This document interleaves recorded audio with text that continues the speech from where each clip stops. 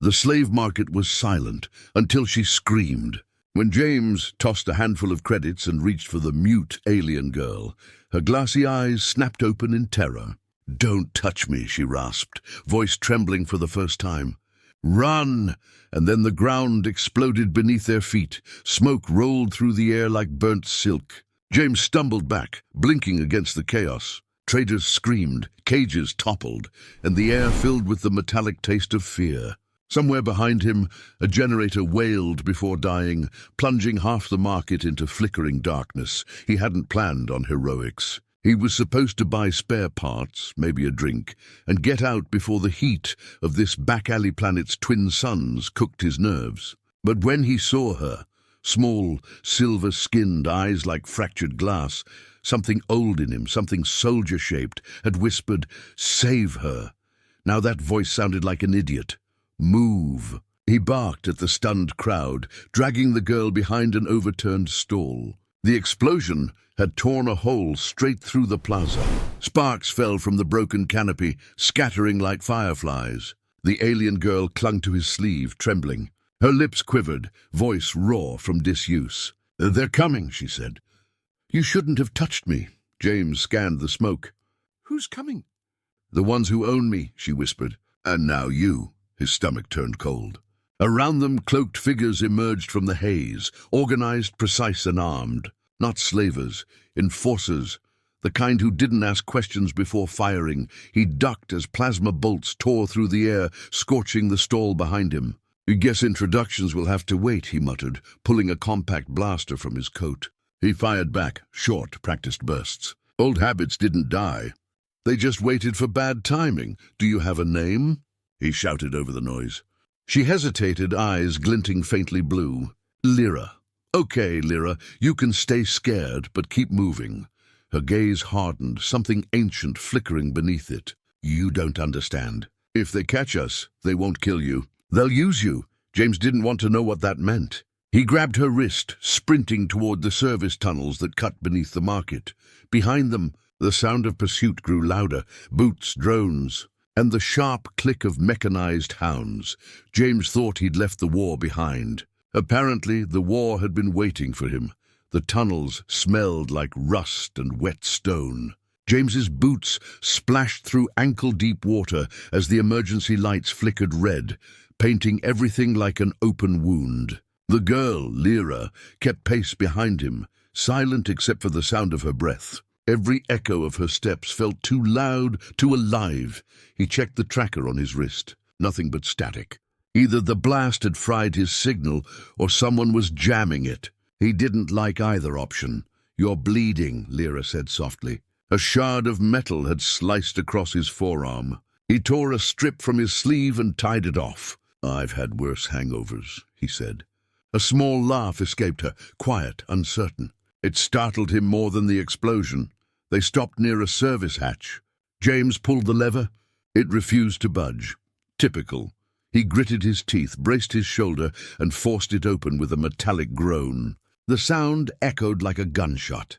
Lyra flinched. "They'll hear us. They already know we're down here." He glanced back. "What I don't know is why." She hesitated, eyes dimming. "Because I wasn't for sale." He frowned. "I bought you off a trader." "What do you mean you weren't for sale?" "He wasn't supposed to sell me." Her voice cracked. "He was supposed to deliver me." A chill ran through him. "Deliver you to who?"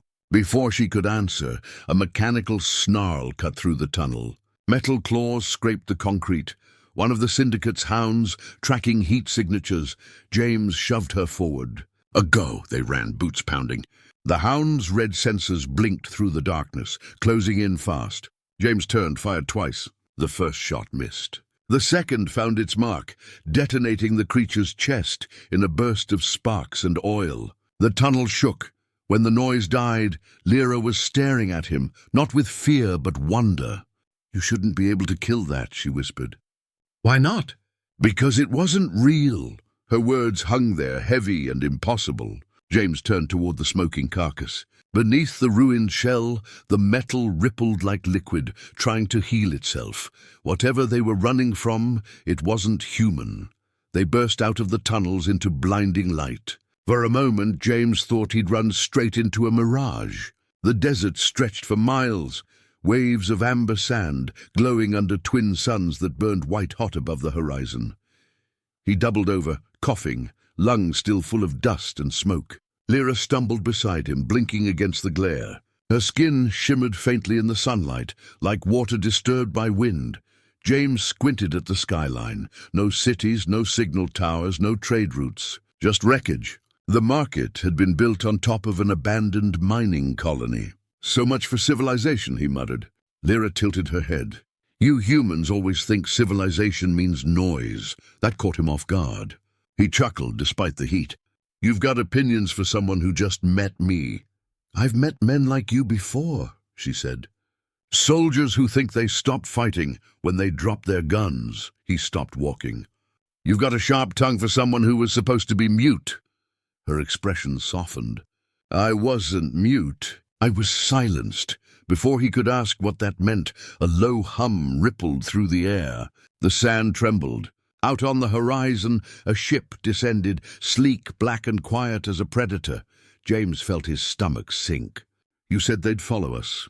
You didn't mention a stealth frigate. They shouldn't have found me this fast, Lyra whispered. Unless... She trailed off, eyes narrowing toward his wrist. James followed her gaze and froze.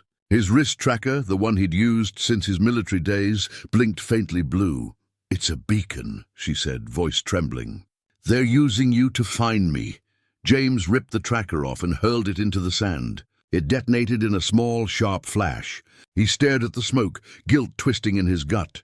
Guess they built better tech than I remembered. Lyra met his eyes. No, they built it to track conscience. He frowned. What the hell does that mean? She didn't answer. Instead, she turned toward the approaching ship. The wind picked up, swirling around her as faint energy lines traced her skin, like lightning beneath glass. Run, James, she said quietly. This time I'm not sure I can save you. The sandstorm hit before the ship did. Wind howled across the dunes, sharp as glass. James shielded his face with his arm, dragging Lyra behind the wreck of an old crawler, half buried in the sand. The air tasted of iron and electricity. The black frigate circled above them, its engines humming low and patient, like something sniffing for blood. A spotlight cut through the storm, slicing the world into glare and shadow. Any bright ideas? James shouted over the wind. Lyra's eyes glowed faintly, reflecting the twin suns. You won't like them. I'm already not liking this. For the first time she smiled, small, nervous, but real. Then she stepped out from cover. Hey! James lunged forward. Are you insane? But the air around her shifted, rippling with invisible heat. The sand lifted, grains swirling upward into spirals, forming strange geometric patterns. The wind bent toward her, not away. James froze, watching as the frigate's spotlight stuttered. Its sensors went blind. He could feel the hum in his bones, like the planet itself was holding its breath. Lyra raised her hands, voice low and shaking. I'm not what they built me to be anymore. The storm exploded outward. Sand and light collided in a flash that turned the sky white. The frigate's engines screamed as it lost control, spiraling downward until it slammed into the dunes, bursting into fire and metal shards. When the noise faded, James staggered forward, half blind. The wreck burned a few 100 meters away. Lyra stood at the center of the stillness, shoulders trembling. Her glow dimmed, flickered, and vanished. He reached her, breathless. You could have warned me!" She gave a weak laugh. "Would you have believed me?" James shook his head. "No, probably not." She swayed on her feet. Without thinking, he caught her. Her skin was cold now, almost fragile. "That power," he said quietly. "Whatever it is, it's killing you, isn't it?" She didn't look at him. "Every time I use it, I lose memories. Faces, names. One day I'll forget who I am completely." James felt something twist deep inside him, something he hadn't felt since the war. A promise forming, unspoken but solid. "Then," he said, tightening his grip, "we'll find whoever did this to you before that happens." Over the horizon, another shadow moved, bigger, closer. The storm hadn't saved them, it had only bought time. The second shadow wasn't a ship, it was a carrier. It blotted out one of the suns as it descended, vast enough to drag its own storm behind it. James felt the heat of its thrusters roll over the dunes. Lyra steadied herself against him, still pale, her breath thin. "They won't stop," she said.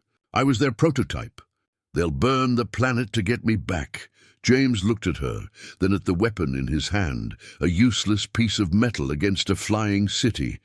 "You said you forget things when you use that power. What if you remembered something worth losing?"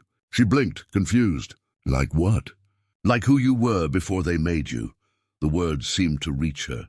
Lyra closed her eyes, trembling. Sparks of light bled from her skin again, softer this time, like dying fireflies. "If I remember," she whispered. "You might not survive it." James smiled faintly. "I've been out of luck for years. Might as well go out memorable."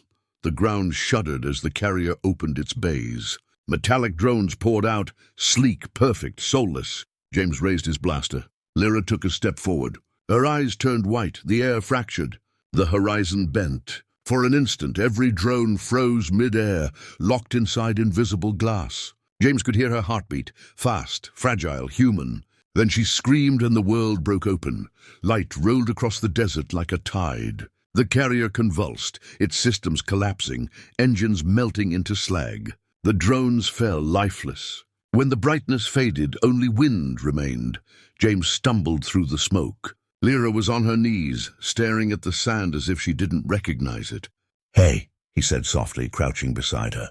"You did it!" She looked up, eyes blank for a second, and then she smiled. "Did what?" His chest tightened. She didn't remember. Not him, not the fight, not even her name. He swallowed hard. "You saved us," he said. "That's all that matters." The twin suns hung low now, bleeding into dusk. The desert looked peaceful, almost kind. James stood, offering her his hand. She hesitated, then took it. "Where are we going?" she asked. "Anywhere they can't find us," he said. He glanced at the wrecked horizon, the ruins of a war neither of them had started, and smiled quietly to himself. "Maybe somewhere we can finally stop running."